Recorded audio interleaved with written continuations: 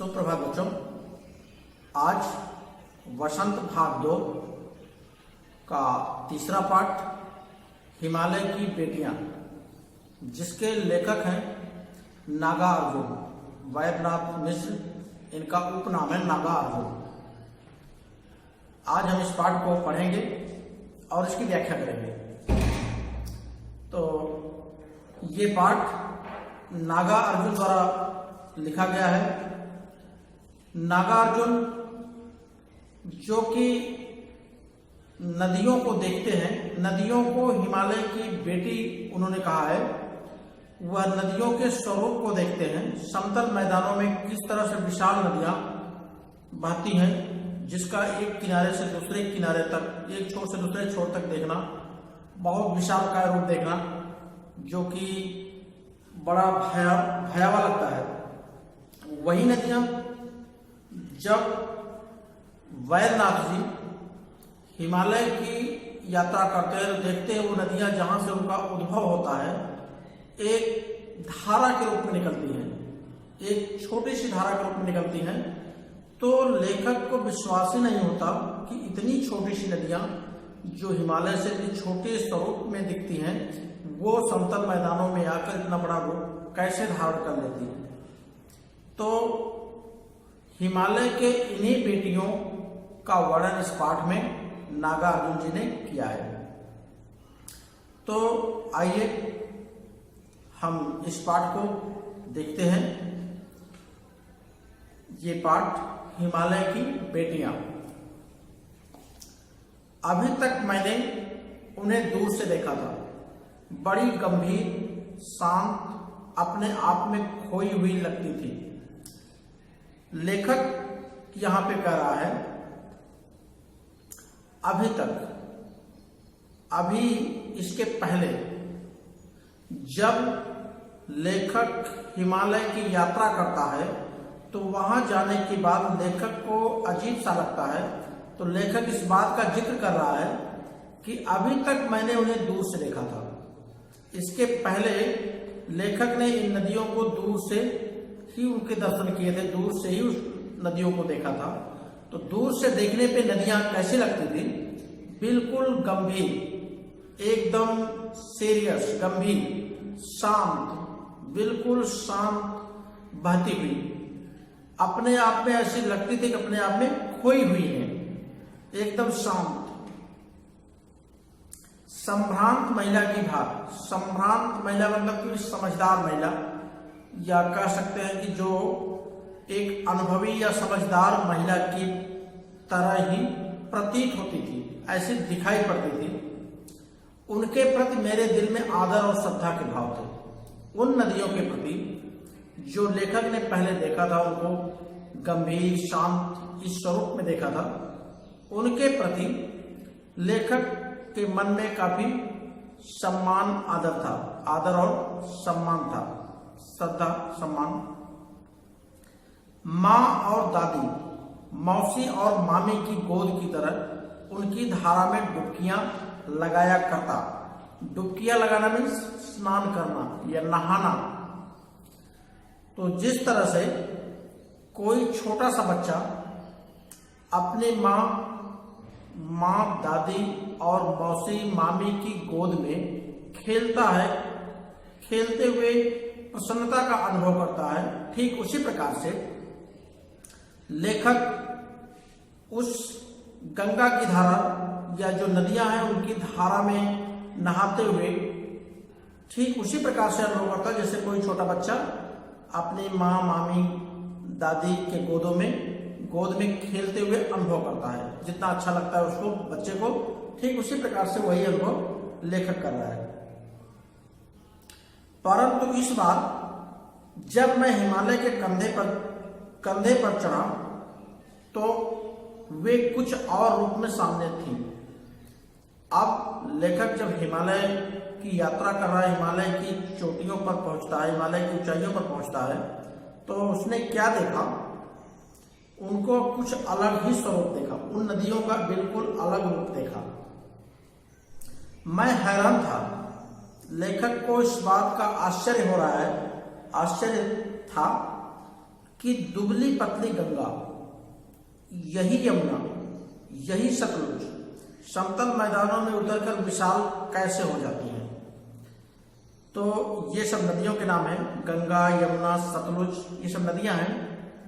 तो लेखक को इस बात की हैरानी थी कि जो हिमालय से निकलती हैं जो नदियां, इतनी दुबली पतली एक धारा होती है, एक दुबली सी पतली सी धारा होती है इन नदियों की, और जब ये मैदानों में आती है, समतल मैदान में आती हैं, तो ये इतनी बड़ा रूप कैसे धारण कर लेती हैं, इतना विशाल रूप इनका कैसे हो जाता है। इनका उछलना और कूदना, खिलखिलाकर लगातार हंसते जाना, इनकी यह भावभंगी, इनका यह उल्लास कहाँ गायब हो जाता है, मैदान में जाकर। इस तरह से जब लेखक हिमालय पे गया है, वहां पे देख रहा है ये एक पतली सी धारा के रूप में निकलती हैं और तमाम पत्थरों चट्टानों से टकराती हुई, आवाज करती हुई या पत्थरों चट्टानों को तोड़ती हुई नीचे की तरफ बहती हैं। तो वो लग रहा है कि जैसे ये उछल रही है, कूद रही है, एक पत्थर से दूसरे पत्थर पर इस तरह से कूदते हुए अपना नीचे की तरफ बहती है। ऐसे लग रहा है कि कोई बच्चे जो है उछल कूद करते हुए खिलखिलाकर, यानी जोर से आवाज में जोर की आवाज करते हुए लगातार हंस रही है, ऐसा लग रहा है। यहां लेखक ने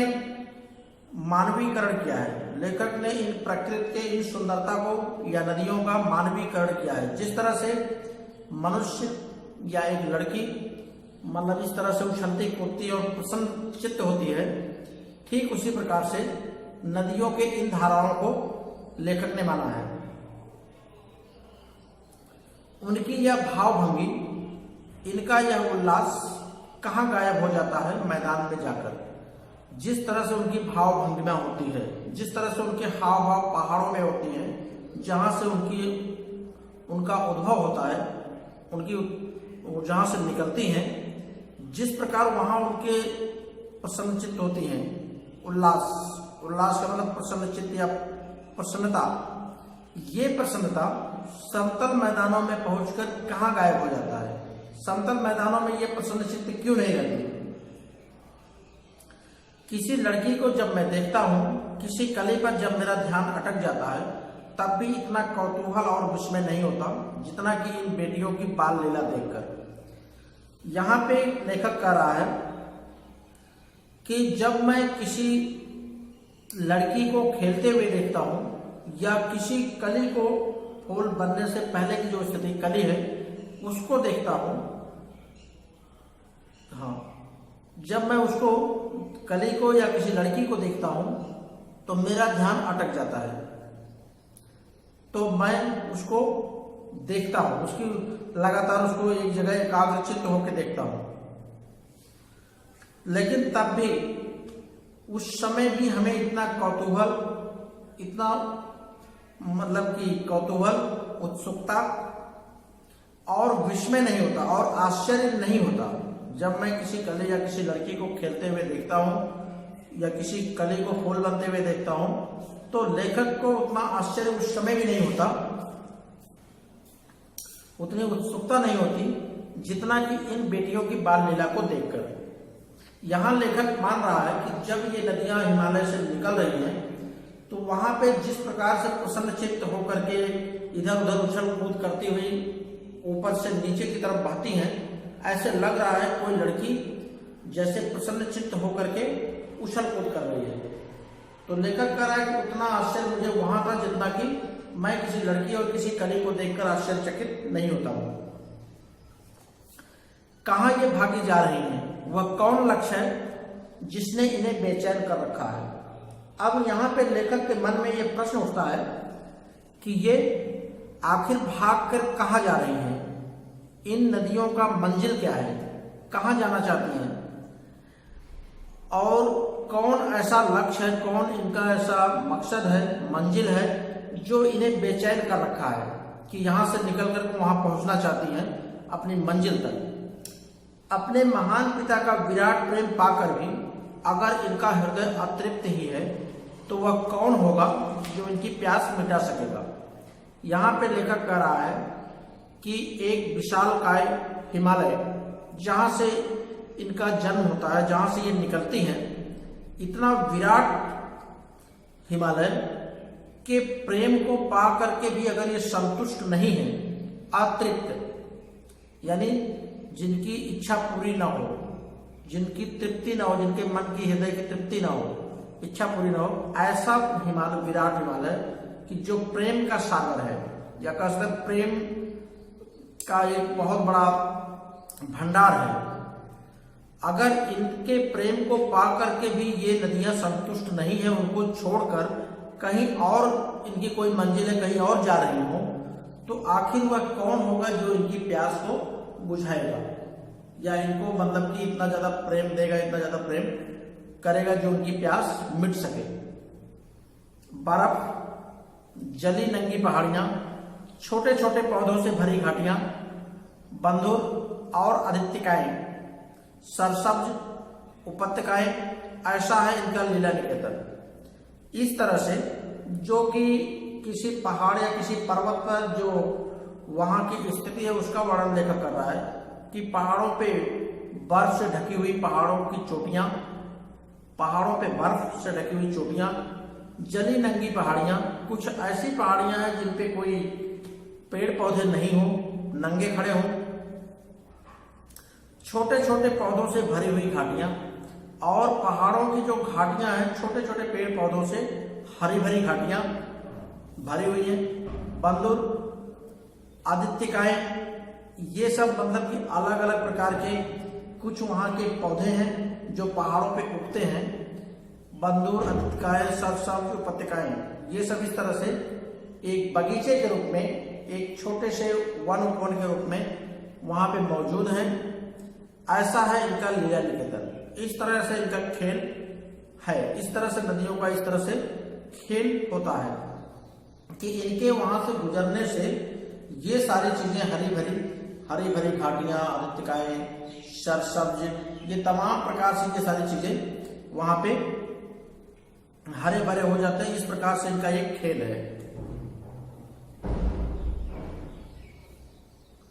खेलते खेलते जब ये जरा दूर निकल जाती हैं, तो जब ये खेलते हुए हिमालय की गोद से वहां से चल करके ये दूर खेलते हुए जब काफी समतल मैदानों की तरफ आने लगती हैं, काफी दूर चली जाती हैं, तो इन्हें कुछ और वृक्ष मिलते हैं, जैसे देवदार। ये सब पहाड़ों में पाए जाने वाले, ऊंचाइयों पर पाए जाने वाले वृक्ष हैं, जैसे देवदार, चीड़, सरो, चिनार, सफेदा, कैल के जंगलों में पहुंचकर शायद इन्हें बीती बातें याद करने का मौका मिल जाता होगा।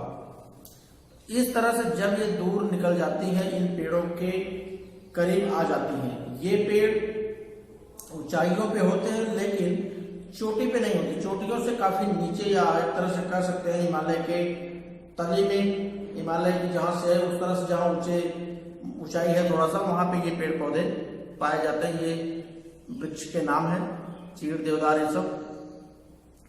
जब वहां पहुंचती होंगी, उतनी काफी दूरी तय कर लेती होंगी, तब इन्हें शायद हो सकता है कि पिछली बातें उन्हें सोचने का मौका मिलता होगा, या सोचती होंगी जब ये हिमालय की गोद में ये बेटियां खेलती थी। कौन जाने बुढ़ा हिमालय अपने इन नटखट बेटियों के लिए कितना सिर धुनता होगा। ये किसी को नहीं पता है, ये हमें पता नहीं है कि बुढ़ा हिमालय यानी बुजुर्ग या वृद्ध हिमालय अपनी इन नटखट बेटियों के लिए, अपनी इन चंचल, नटखट का मतलब चंचल, अपने इन चंचल बेटियों के लिए कितना सिर धुनता होगा, कितना सिर धुनता होगा, मतलब कितना अपना सर पटकता होगा।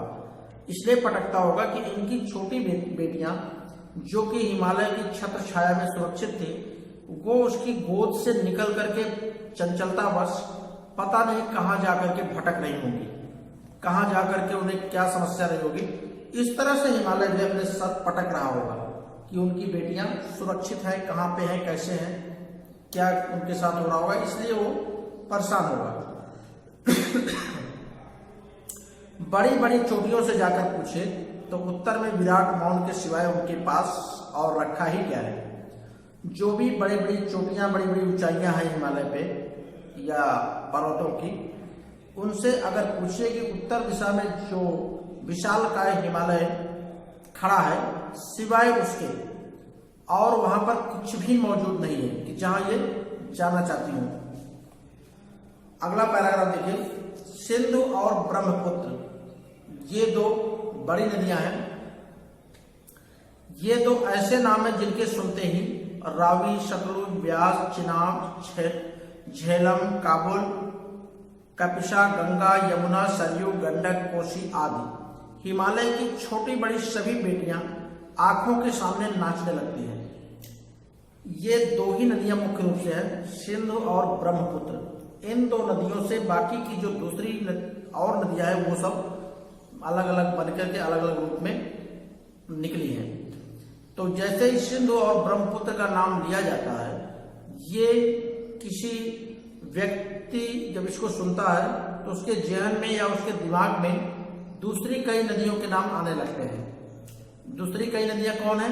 रावी, सतलुज, व्यास, चिनाब, झेलम, काबुल, कपिशा, गंगा, यमुना, सरयू, गंडक, कोसी।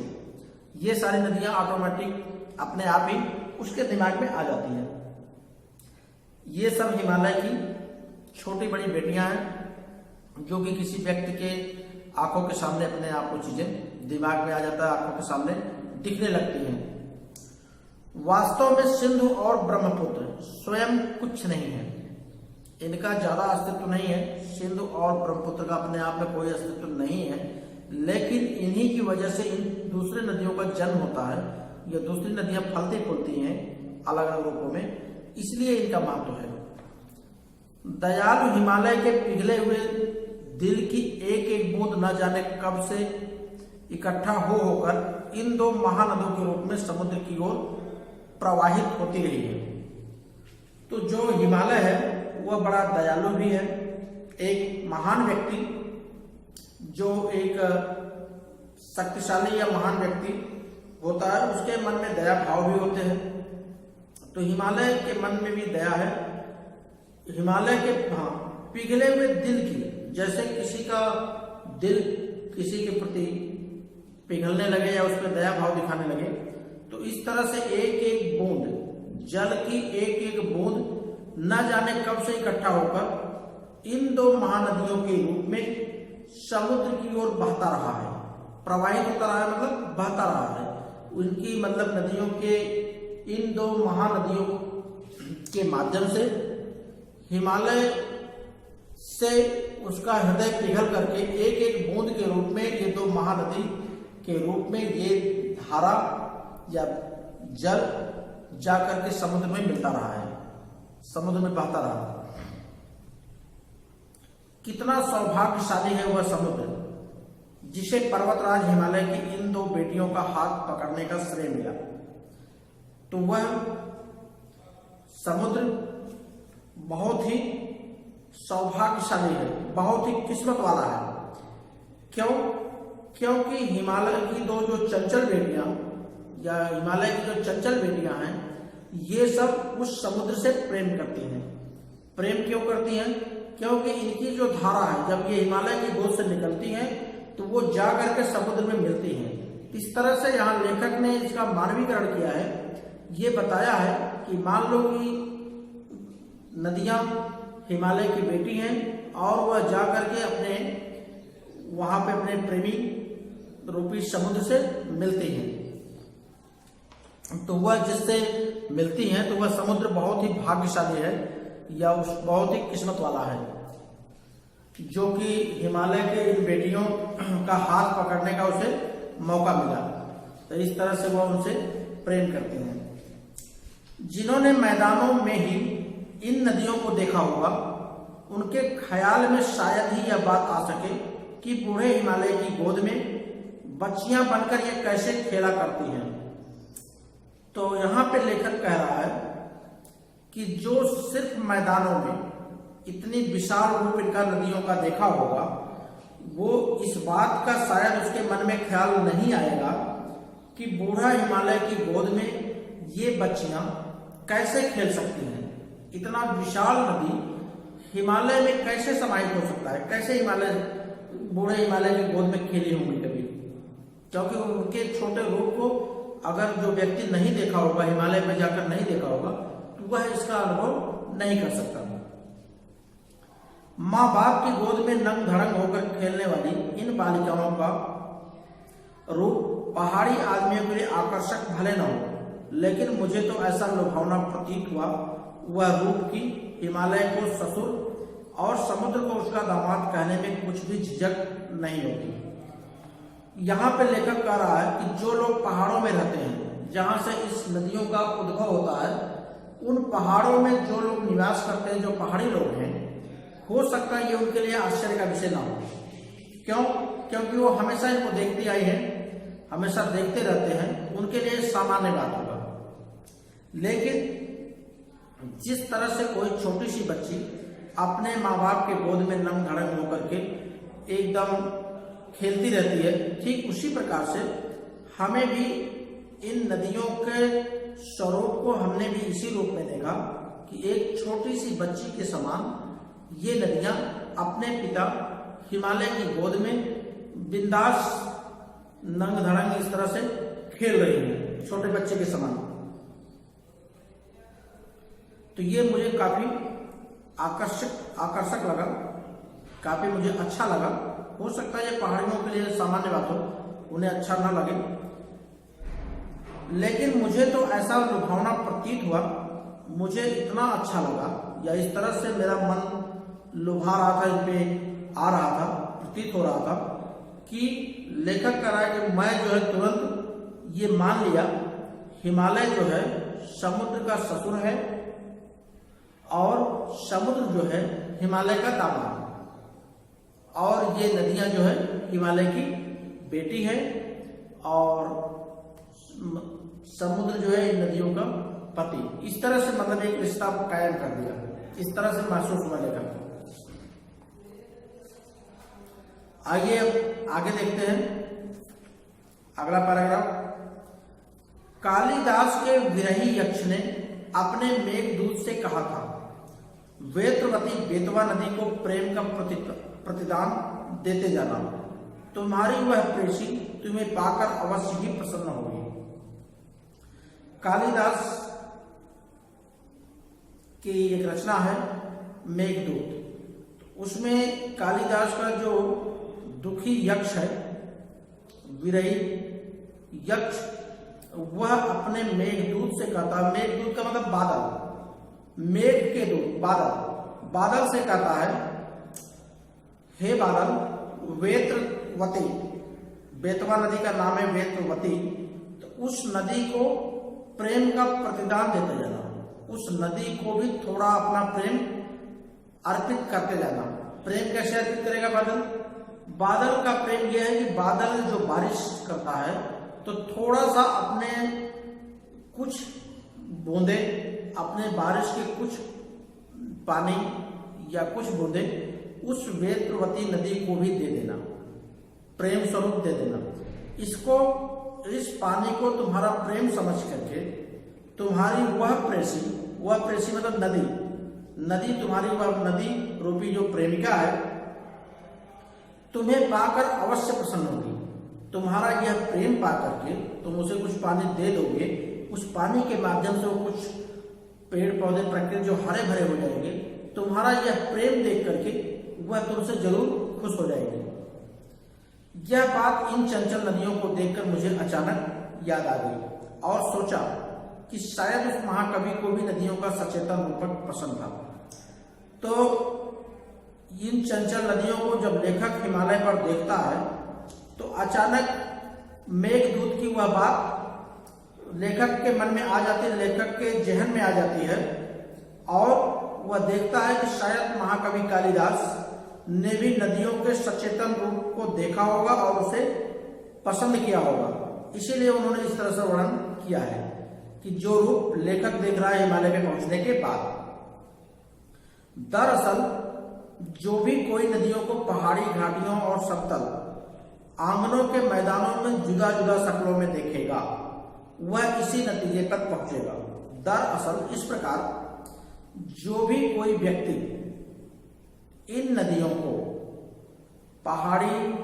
पहाड़ों में, घाटियों में या समतल मैदानों में, समतल आंगन या समतल मैदानों में अलग अलग रूपों में, जुदा जुदा मतलब अलग अलग रूपों में, शक्ल मतलब रूप, अलग अलग रूपों में देखेगा, हर व्यक्ति के दिमाग में यही चीजें आएगी जो लेखक और महाकवि कालिदास के दिमाग में आया, वो भी इसी नतीजे पर पहुंचेगा, इसी परिणाम पर पहुंचेगा। आगे देखिए अंतिम पैराग्राफ। काका कालेलकर ने नदियों को लोक माता कहा है। काका कालेलकर जो है वह नदियों को लोक माता कहा है। लोक माता का मतलब लोगों की माता। काका कालेलकर ने माना है कि नदियां जो है लोक माता हैं। लोक माता क्यों? जैसे माता होती है अपने बच्चे को स्वयं भूखा रह करके लेकिन बच्चे का ध्यान रखती है, बच्चे को खिलाती है, पिलाती है, उनकी देखरेख करती है, हर तरह से नहलाती धुलाती है, ठीक उसी प्रकार से नदियां जो होती हैं हमारे लिए जो अन्न पैदा होता है उसमें पानी की सिंचाई करती हैं। नदियों में लोग नहाते हैं, कपड़े धुलते हैं, इस अनेकों प्रकार से नदियां हमें जो है हमारा मतलब पोषण करती हैं। इसीलिए काका कालेलकर ने नदियों को लोक माता की संज्ञा दी है, लोक माता का नाम दिया है। किंतु माता बनने से पहले यदि हम इन्हें बेटियों के रूप में देख लें तो क्या करें? देखिए, कोई भी माता बाद में उसके पहले वो किसी की बेटी होती है, तो यहाँ पे लेखक कह रहा है कि माता तो बाद में बनती है, पहले हम उसे एक बेटी के रूप में देखते हैं कि अगर बेटियों के रूप में उसे हम देखें तो उसमें नुकसान ही क्या है, उसमें क्या दिक्कत है। और थोड़ा आगे चलिए, इससे भी थोड़ा और आगे हम बढ़ते हैं। इन्हीं में अगर हम प्रेयसी की भावना करें तो कैसा रहेगा? अगर हम इन्हें प्रेमिका के रूप में देखें तो ये कैसा लगेगा? अच्छा लगेगा या देख सकते हैं, नहीं देख सकते हैं? ये लेखक का प्रश्न है, प्रश्न चिन्ह लगा है इसलिए कि अगर हम भाई जो बेटी है या माता किसी की प्रेयसी भी तो हो सकती है, इसलिए अगर हम उसे प्रेयसी के रूप में देखें तो कैसा लगेगा? ममता का एक और भी धागा है जिसे हम इनके साथ जोड़ सकते हैं। जो ममता या प्रेम, ये सब प्रेम ही है। प्रेयसी, बेटी, माता, ये सब एक प्रेम है, एक दूसरे के प्रति प्रेम का बंधन है। लेकिन इन बंधन का एक रूप और भी होता है जिसका हम आगे बात कर रहे हैं। आगे और भी एक बंधन जोड़ सकते हैं, बहन का। बहन का स्थान कितने कवियों ने इन नदियों को दिया है, यानी हम इनको बहन भी मान सकते हैं। ये भी एक प्रेम का बंधन है, भाई बहन। एक दिन मेरी भी ऐसी भावना हुई थी। एक दिन लेखक कह रहा है कि मेरे भी मन में ऐसी भावना पैदा हुई कि हम इन्हें अलग अलग रूपों में इनके साथ रिश्ता बना सकते हैं। प्रेयसी, बेटी, माता, बहन, इस तरह से कई रूपों में हम नदियों को के साथ अपने रिश्ते को जोड़ सकते हैं। इस तरह से लेखक के मन में एक भावना आई। देखिए, थोलिंग की बात है। लेखक तिब्बत की यात्रा, वहां पे थोलिंग एक जगह है, वहां की यात्रा किया था। जब वहां पे मौजूद रहता है लेखक तो उसके मन में इस प्रकार की भावना वहां पर आती है। ये सारी बातें, मन उचट गया। मन उचट गया मीन्स मन नहीं लग रहा था, मन बिल्कुल से एक तरह से हट गया। तबीयत झीली थी। मन क्यों हट गया? क्योंकि तबीयत कुछ नरम थी, कुछ बीमार था। लेखक बीमार था, इसलिए मन उखड़ा उखड़ा सा लग रहा था, मन बहुत बुरा महसूस हो रहा था। सतलज के किनारे जाकर बैठ गया। वहां थोलिंग में सतलज नदी के किनारे पर जाकर के लेखक थोड़ा सा मन के सुकून के लिए थोड़ा सा जाकर के सतलज के नदी के किनारे पे जाके बैठता है। दोपहर का समय था, दोपहर का टाइम था। पैर लटका दिए पानी में, तो लेखक वहां जाकर के उस नदी में जो धारा बह रही थी वहां पे अपने पैर लटका देता है नदी में। थोड़ी ही देर में उस प्रगतिशील जल ने असर डाला। कुछ समय बीत जाने के बाद वह जल जो बह रहा था, नदियों में जो बह रही थी, प्रगतिशील जो हमेशा प्रगति कर रहे थे यानी बह रही धारा थी, उसका असर थोड़ी देर के बाद लेखक के मन मस्तिष्क पर पड़ा। लेखक के मन पर उसका प्रभाव पड़ा। मन क्या प्रभाव पड़ा? तन और मन ताजा हो गया, तो लगा मैं गुनगुना ले। उस धारा में पैर डालने से लेखक का मन में उत्साह आ गया, प्रफुल्लित हो गया, चेहरा खिल उठा, तन और मन दोनों फ्रेश तरोताजा हो गए और लेखक को कुछ गुनगुनाने की इच्छा हुई, कुछ गाने की इच्छा हुई। तो लेखक जो है प्रसन्न चित्त होकर के प्रसन्नतावश ये नीचे की जो लाइन है वो गा रहा है।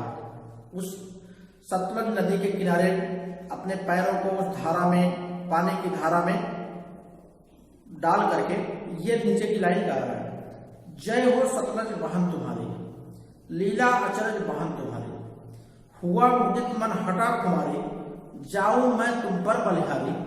तुम बेटी या बाप हिमालय, चिंतित पर चुपचाप हिमालय, प्रकृति नटी के चित्रित पट पर अनुपम अद्भुत छाप हिमालय, जय हो सतलज बहन तुम्हारी।